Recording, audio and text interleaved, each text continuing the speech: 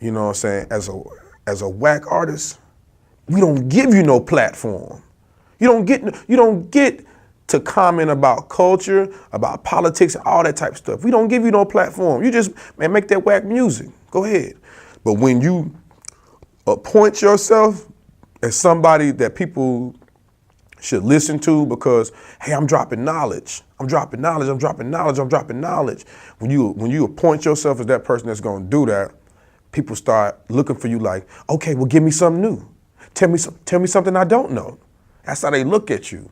You know what I'm saying? And that's the position you put yourself in when you want to make music that's completely about history, religion, and awareness. But hip hop is not all about that. Hey, ooh, hey. I got money on my mind, Donald Trump toupee. Warren Buffett with the muffin ass creme brulee. Everybody ballin' till they fall quick, wasting loose change like you played. So conscious rap has been something that's been just not too well received, amongst like the mass fans. Like I think in the inception of hip hop, I don't think that you had to necessarily call something conscious rap. It was just rap, something that the streets created, something that people were feeling at the time, and that was the time and the moment for that. As of recently, though, we've been hearing a lot of quote unquote conscious rap, and people aren't necessarily too receptive to it. I don't know if it's because the message. I don't know if it's because these artists aren't skilled enough to create songs that really tug on the ear of the people.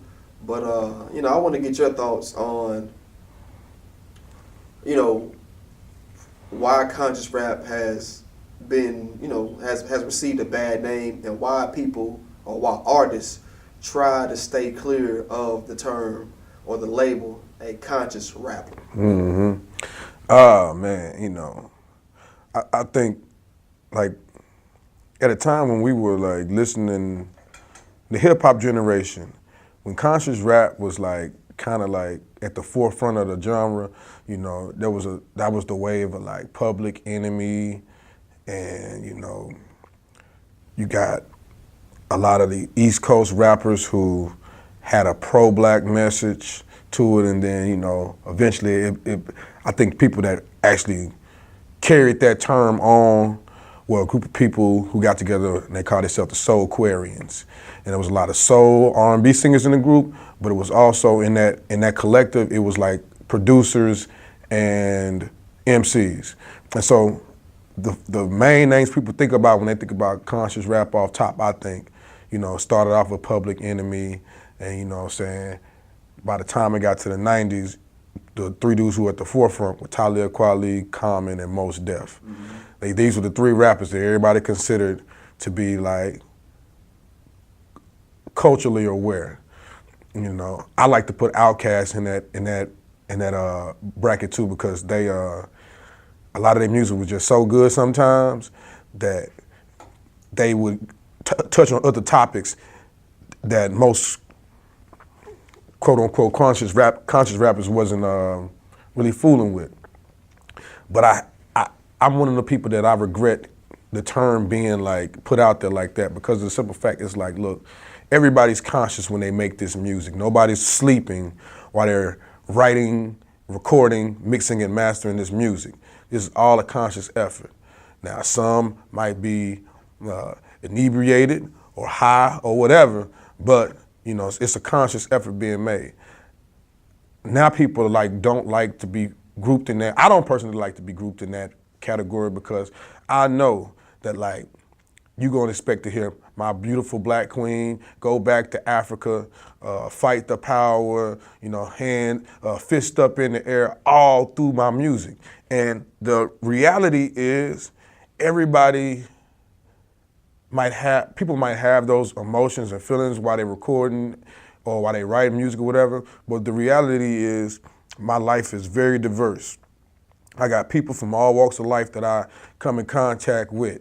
Sometimes I'm in the hood, sometimes I'm at the club, sometimes I'm at a school, sometimes I'm at a church, sometimes I'm at the mosque, sometimes I'm just hanging out on the block. doing what I do. And so when people know that your life has that much diversity to it, they expect to hear the diversity in the music.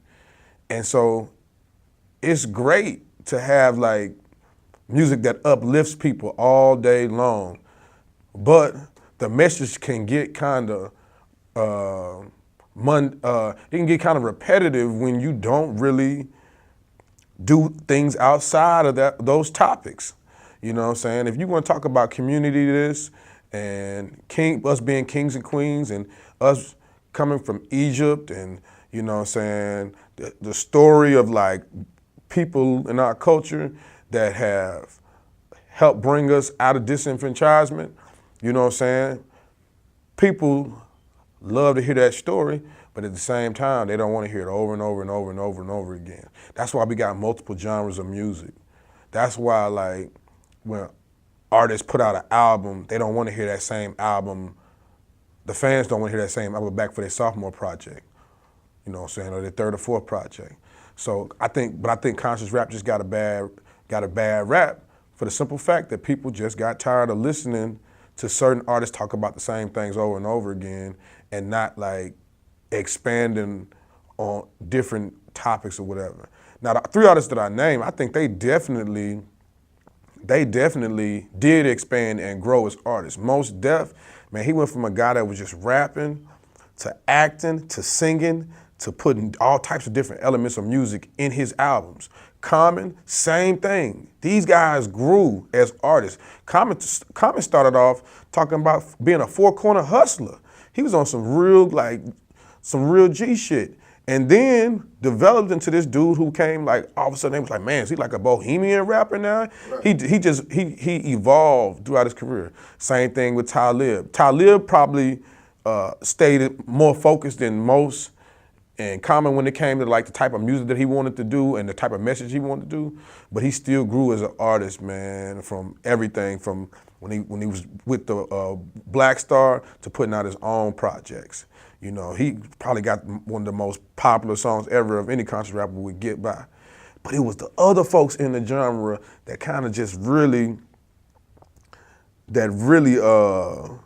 started turning people off. And some of them weren't even famous, or it wasn't even them. It was the people who were not as known to turn people off. It's the conscious rappers that we knew, that we grew up with. The guys that, you know what I'm saying, every song they was rapping about, man, love yourself and have some pride in yourself. Cool. Now, when you do your next song, you can't say love yourself, have some pride for yourself. You got to say it a different way. But if you coming back the same way every time, you know what I'm saying, put your fist in the air. If you say it loud, I'm black and I'm proud. You can't keep on saying it like that. You got to show me the growth from that. Come back and show me like, hey, I started off like this in the community, and now look at what I'm building in the community. You know, they couldn't. You can't keep on coming back like that. I knew too many guys, man, that kept on putting out the same albums over and over again, still talking that same talk they was talking in 2007, they talking that same talk in 2017. So when people talk like that for 10 years straight, you lose interest in it. Talib, most common, they pro-black people, but they grew as individuals and evolved, and we saw that. The other people that we didn't see really like grow from that, those were the ones that kind of gave conscious rap a bad name. And it's like, look, you can sit there and talk about being a conscious rapper or being culturally aware as much as you like, but if we don't see the fruits of what you're talking about manifest, then it's just like, what are you talking? You need to be doing more. You need to be doing some action. Versus somebody who's just telling you to turn up in the club. What do you expect from them? Not much. Somebody that's just talking about a random topic. It could have been Ice Cube, today I had a good day. We wouldn't expect a lot from that type of person who's just talking about having a good day. We don't expect a lot from when, you know what I'm saying, my guy talking about Uber everywhere. You know what I'm saying? We don't expect a lot from him, but when you talk that talk like you about change and change don't occur, people stop listening to you. Yeah, but you know, I understand that, but there's been like an influx of like whack artists in every, you know, subcategory of hip hop. Yeah. People make whack club songs. Yeah. Whack strip club songs. Yeah. it's a lot of whack conscious artists. You know. Yeah. And I'm not gonna lie, like a lot of them just can't make music. Period. Yeah, you know what I'm saying? but the difference is, as a, you know what I'm saying, as a whack artist, we don't give you no platform. You don't get to comment about culture, about politics, and all that type of stuff. We don't give you no platform. You just, man, make that whack music. Go ahead. But when you appoint yourself as somebody that people should listen to because, hey, I'm dropping knowledge. I'm dropping knowledge. When you appoint yourself as that person that's gonna do that, people start looking for you like, okay, well, give me something new. Tell me something I don't know. That's how they look at you. You know what I'm saying? And that's the position you put yourself in when you want to make music that's completely about history, religion, and awareness. But hip hop is not all about that. There's 4 other pillars in hip hop besides knowledge. They say it's 5 pillars of hip hop, knowledge being one. That's what KRS-One and Bambaataa put in hip hop. But then you got the B-boy, the DJ, the graph artist, and the MC.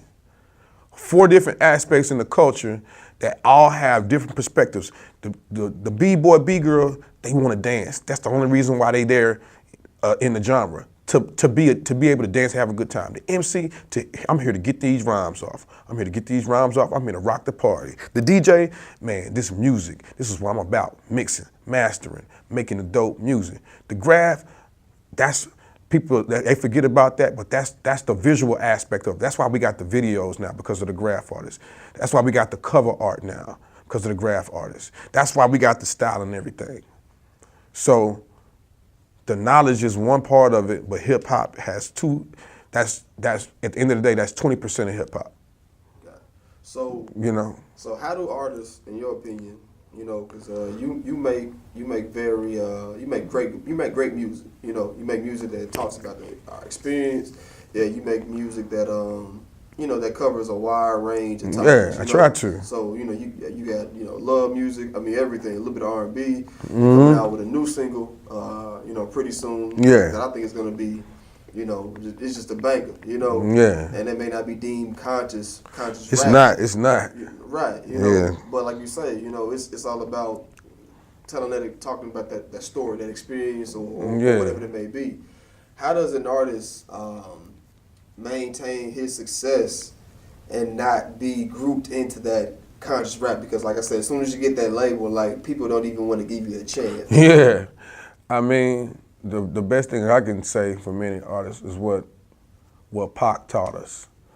Pac, there's a reason why he's an icon, and whether you like him or not, you know what I'm saying, your reasoning for calling him an icon is the fact that he was able to relate to so many different people.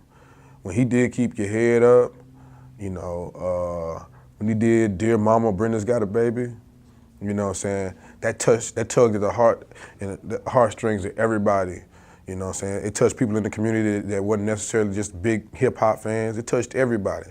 But when he made songs like I Get Around, you know what I'm saying, Hit 'Em Up, or whatever, you know what I'm saying, different songs or whatever, man, that related to other people. You know, so I ain't mad at you. That was a song for people who was like, you know, hey man, I'm coming out there struggling, I'm changing my ways. I'm not mad at you, man, because you're doing what you need to do for yourself.